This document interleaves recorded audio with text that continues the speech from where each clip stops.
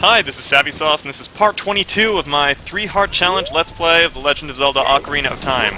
Last segment we got to the Spirit Temple early, and watched a hilarious cutscene with Sheik, where he got his ass handed to him by an invisible monster. We learned a song which allows us to teleport to the Shadow Temple, and, well, that's it. In this segment we are going to go into the bottom of the well. It's a mini-dungeon you can only do as a child, and... well, normally you need a song to get there. But we don't have that song, so I'll be doing a glitch instead. But first things first, I need to be a child. And to do that, we have to warp to the Temple of Time, and thankfully, we have a song which allows us to warp there now. The Prelude of Light. Yes, make with the little yellow balls of light. Thank you.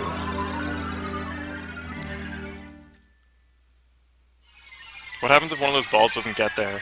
Does Link, like, just not have an arm or something? Magic, man. It's confusing. Alright.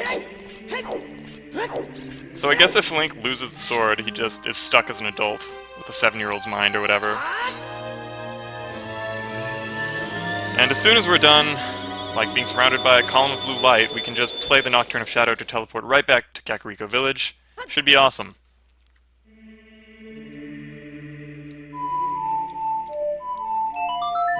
Wow, really? I can't believe I did that on the first try.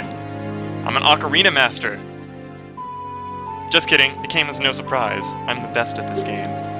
Yes, purple balls of light now. So this is where the Nocturne of Shadow takes us. It takes us to this ledge in the graveyard we wouldn't ordinarily be able to reach. If you go down here, you can see the entrance to the Shadow Temple. Lots of torches. You need an item called Din's Fire. It, like, makes this sphere of fire explode around you. It's very cool. I don't have that item though, so I'll be doing another glitch next segment in order to get into the Shadow Temple. For now though, bottom of the well. As I said before, we don't have the song needed in order to get into the bottom of the well. Typically you learn a song as an adult, which allows you to drain the well, and then you come back as a child and play that song to the guy who taught you that song, teaching him the song. And that messes up the windmill, which makes it drain the well. We don't want to do all that, though. Instead, we are just going to sort of cheat by going out of bounds with a chicken, and then flying right in. It's very cool looking. There's a lot of ways to get to the bottom of the well without draining the water, and this is by far the coolest method. It's also sort of frustrating, since a lot of how to do it is actually out of your control, which is why speedrunners never use this method, but it's still awesome. And you'll see shortly. If it gets boring, I'll just edit it, you know, that thing I always do. We do a jump attack here in order to... no, that's not what I want. Fuck!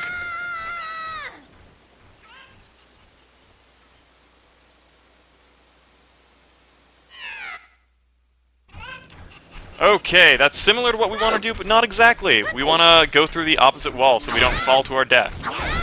Because if there's one thing I don't like doing, it's falling to my death. Gotta get another chicken. Ugh! What a drag! And this time, well, things will go my way. Hopefully. I'm also running kind of low on health. Maybe there's something here. Come here, box. There was none. Oh my god, no! Fuck!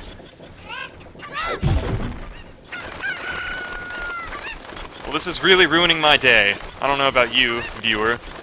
Hypothetical viewer. So, again, we take the chicken up here. We jump with the chicken. Yes. Is that a chicken? And we're back where we were before. So, that's sort of the right idea, going through the wall, except I went through the wrong wall. I went through the wall, which sends me to my death. So let's try again. Let's see.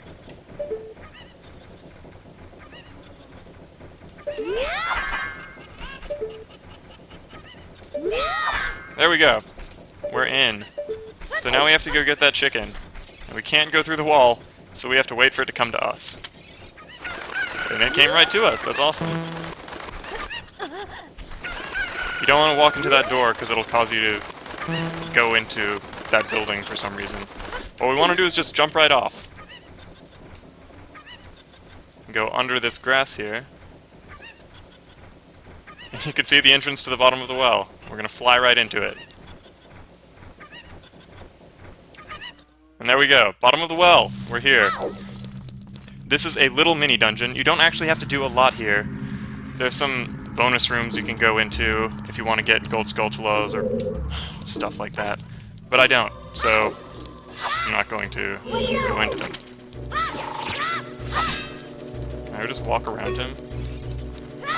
No. Why did I froze him like that? Spin around! Show me your butt.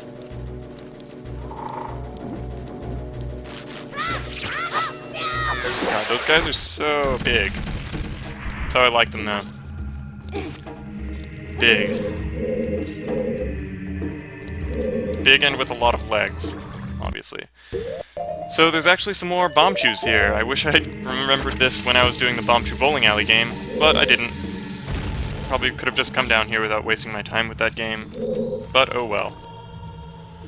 Now I have extras. And that's really the only item we need here. It's actually the only chest we actually need to open here besides the one containing the item. Let's just go this way.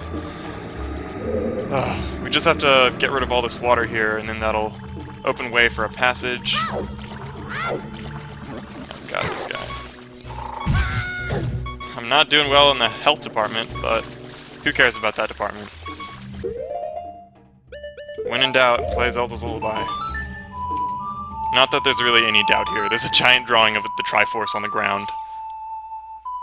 This is where all the Kakariko Village people get their water, this giant, angry mouth. Hopefully we don't run into that green guy. Oh, we're going to. Hopefully we don't run into that other guy. That would be annoying.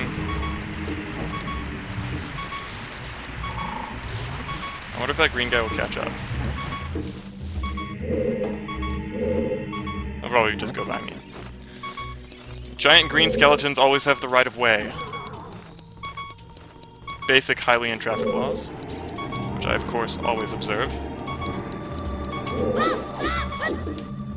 Now that the water's gone, we can go down here. In that little chest there, it's just bombs, and I don't care about bombs, so we're just going to go ahead and proceed. Putting the pro in proceed. Savvy sauce style.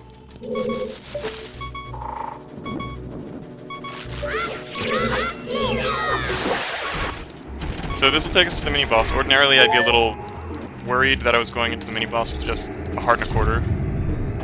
But this guy is a pushover. He's terrifying, but he sucks. You let these little hands grab you and he pops out somewhere else. And then you just do this.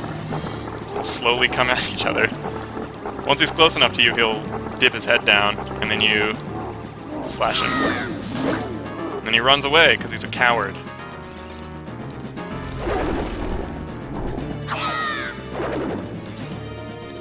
I'll go over here. It's hard to tell where he pops out. If he pops out right next to you, you're kind of screwed.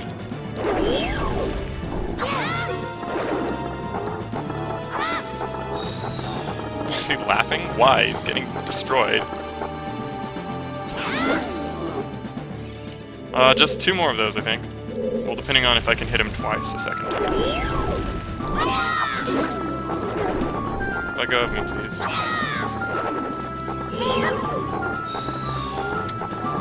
Good thing I'm targeting his head. Easy peasy. Alright, and now... the item of the dungeon! That's right, you better get out of the way, dead body. This is actually called the dead hand, now I guess it's a dead hand.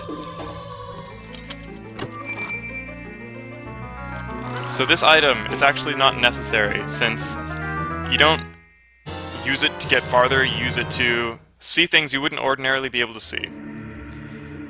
And if you're super pro at this game, you don't need to be able to see those things at all, you'll just remember where they are. But, well, the boss of the Shadow Temple is invisible unless you have this, so it seems like a useful item to have, especially in a 3-heart challenge. And just to test it out, you can see that chest there. Gold rupee. Or huge rupee, whatever. Didn't look that big to me. Besides, it's not the size that matters. It's the color. Everyone knows that. Just jump over this giant spider. Nothing out of the ordinary here, just normal bottom of the well stuff.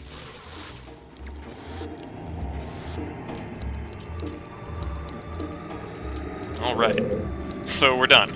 We can leave now, because there's nothing else for us here, except for some dead bodies, which I'm not interested in.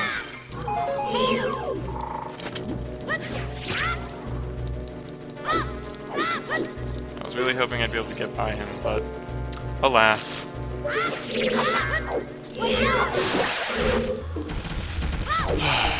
Alright, bottom of the well. It's actually, I mean, this well is still full of water. I don't know what's going on down here. But you can actually see the hilarious physics of that water when we exit this area. I'm so excited. I'll just walk right at the camera. What could go wrong?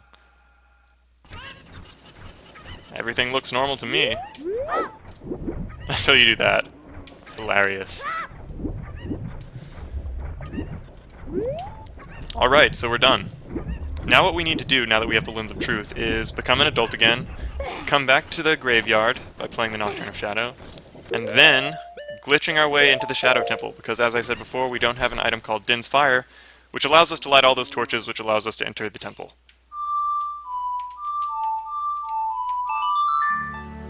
Gonna prelude ourselves right over to the Temple of Time. Hopefully we're still worthy of taking the sword out of its pedestal. It's like, oh, did you just run into one of those boxes and cut those pots up? Yeah, that's not legal. You're not worthy anymore. Fuck you, sages.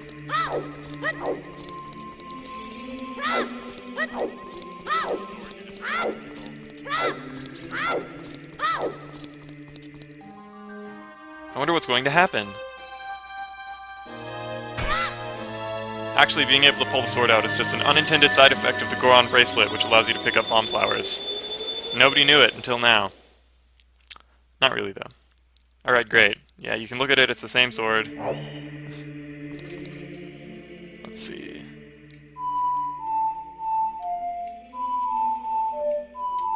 It'd be funny if, like, there was water on the sword, and when you pull it back out, it's all rusty because it's been on there for 7 years. Actually, it wouldn't be that funny. That wasn't funny at all. I don't know why I even said it. Oh well, you gotta say something, right? Commentary. Just drone on and on about stuff that doesn't even matter. Alright, I think that's gonna be it for segment 22. I hope you enjoyed it. Next time we will be entering the Shadow Temple, aka the Scary Temple. And we'll be beating that, hopefully. So, thanks for watching, and I'll see you next time.